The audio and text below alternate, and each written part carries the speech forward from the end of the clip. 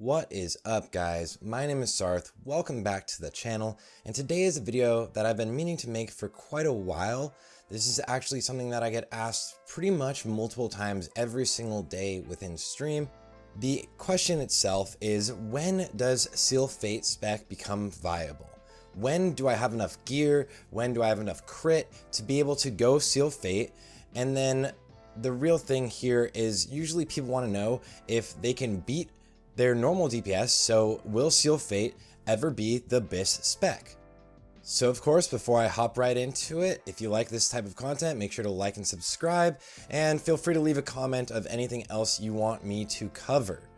And with that being said, let's get right into it.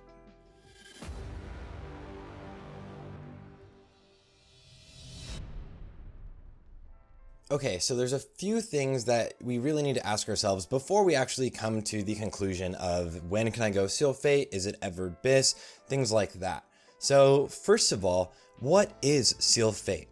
Now, Seal Fate is the talent in the talent tree of the assassination talent tree where your critical hits from any of your abilities gives you 2 combo points instead of 1. So it pretty much doubles your input of combo points, ideally, even though you aren't really at like a full-on crit cap, especially with yellow abilities, which is what this is from.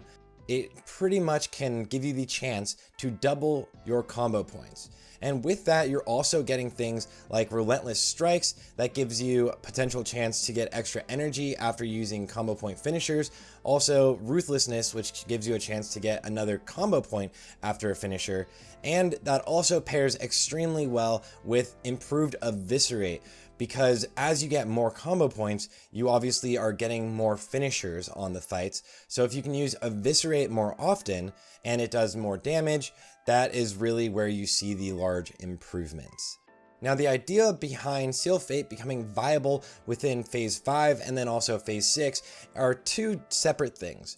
Really, it is what your crit is, so your static crit as you go up, and as well, you have the Death Dealer's 5-piece set bonus, which improves your Eviscerate damage by an additional 15%. Now, if you combine those 2, that gives your Eviscerate an additional 30%, and if you're using it together with something like Jom Gabar, as you have 10 stacks, that's when you will use your abilities like Cold Blood to have an automatic crit on this massive high damage dealing Eviscerate.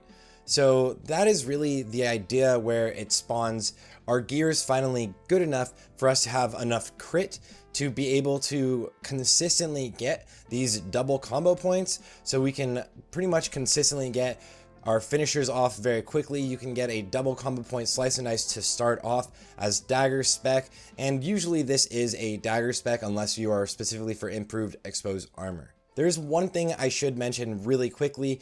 In a normal Seal Fate spec, the normal Seal Fate Dagger spec, you actually have 2 points into improved exposed armor, which means you only have actually 2 points into improved poisons. I actually cheesed this during our run, so our numbers are slightly skewed. It's such a small DPS increase, especially for Horde, to have the extra chance to apply poisons, but my run did already have an exposed armor rogue, so you don't need to do that.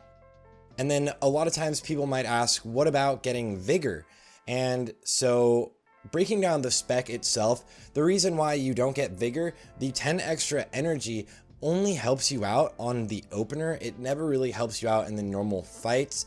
And so it doesn't actually really increase your DPS in raids by any means. And what you really need, this is the most crucial ability for all rogues throughout the entire dungeon or the entire raid, because you need to do cleave damage, and that is of course Blade Flurry. So you cannot get Vigor and Blade Flurry, so make sure that you get Blade Flurry. Now, the other questions that might be posed are if I were to go for Dagger Specialization over Dual Wield Specialization, which gives you increased 5 critical chance to your daggers instead of 50% extra damage to your offhand.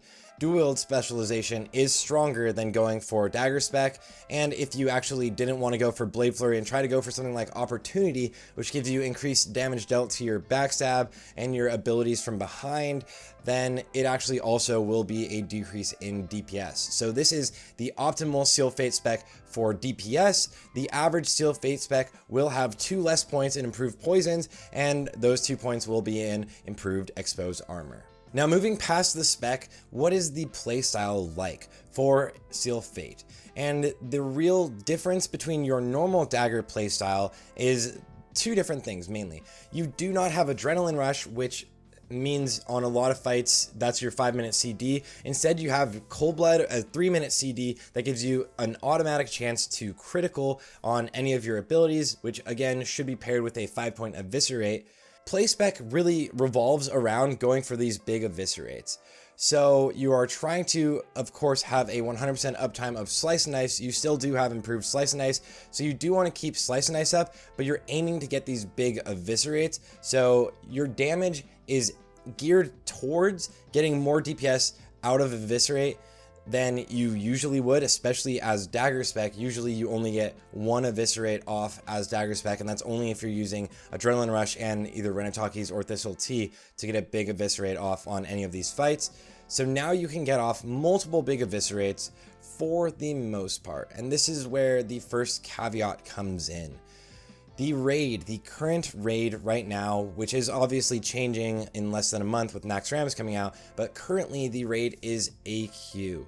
Seal Fate is a spec that thrives on single target damage, something like a patchwork situation. In AQ, the first few bosses are actually things you really struggle with combo point wise. Starting off with Prophet Scarum, it is hard to get a big eviscerate off because at every 25%, he actually teleports or splits up, of course, into the 3 different versions of himself, and you lose all of those combo points. So very consistently, you're losing combo points, and the entire idea of this spec is to build these combo points quickly, get big eviscerates off. So if you can't do that in time, there's no point. Then you move on to Bug Trio, and this is a semi-similar situation because by the time you try to get a big 5-point eviscerate off on the first of the targets, you probably are losing your combo points right before you can get it off. And then on to Sartura, it's pretty much the same thing unless you are specifically targeting Sartura and you have nothing to do with the stun rotations. You are pretty much doing a lot less damage here on these 3 fights specifically than your average combat spec. But then we move on and all of the rest of the fights are a lot better actually. Fankris is a fight which is pretty much tank and spank. It can generally be a lot faster of a fight, where Seal Fate can kind of shine more in a longer fight where you get more of these eviscerates off, but you will definitely be able to get some big eviscerates. Princess Huron is the exact same, and as well as Oro, as long as you are doing things like using your evasion to dodge a knockback, your lip to dodge a knockback, and also your vanish to dodge another knockback. And then Cthulhu is potentially one of the best fights for this because it is a longer static fight where he is standing still, and for the weekend phase you can already have 5 combo points ready to go for a huge eviscerate. The unfortunate situation in my own raid where I was Seal of Fate is that 2 people were out of position and instantly killed me on Cthulhu. So when we look at the logs in a second, we will be doing it from the perspective of Oro and forward because I literally died before I could even touch Cthulhu. And then the one fight in this current raid that I didn't really mention yet is Twin Emperors, which is possibly one of the best fights for Seal Fate. You focus less on having actually Slice and Dice up, or you get your pre-Slice and Dice up like you would with combat spec, and then you actually stay in to try to make sure you get a 5-point eviscerate before you rotate every time. So it's actually kind of a good spec because you can get a lot of these big eviscerates off before every rotation because it is just long enough for the most part for you to be able to build those combo points. Now looking forward, of course, if we look into Nax, we want to talk about how the fights are in Nax, and almost every fight, most of the fights are single target fights. We do see situations where you will lose combo points, but almost all of the 15 bosses in Nax will be single target fights. But even with that, is Seal Fate ever BIS? Is it ever better than combat? And when can you go Seal of Fate? Now the answer to that last question, really, of when can you go Seal of Fate, is, in all honesty, anytime.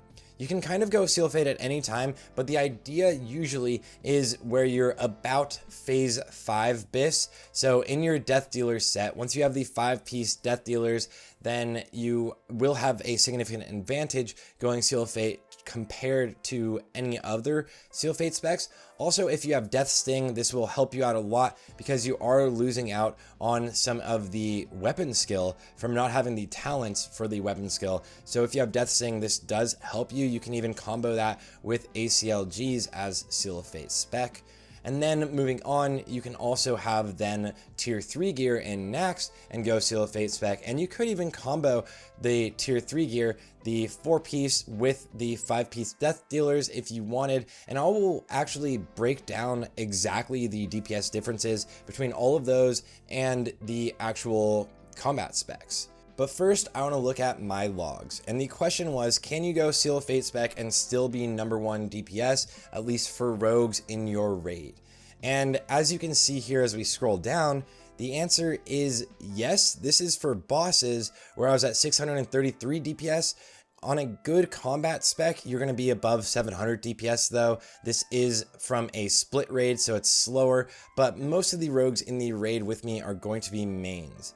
And then if we look at also encounters and trash, and this is where you are a little bit more gimped because you don't have adrenaline rush as often. You're losing out on blade flurry damage some of the times, especially if you don't get an eviscerate, you're definitely losing out on blade flurry damage.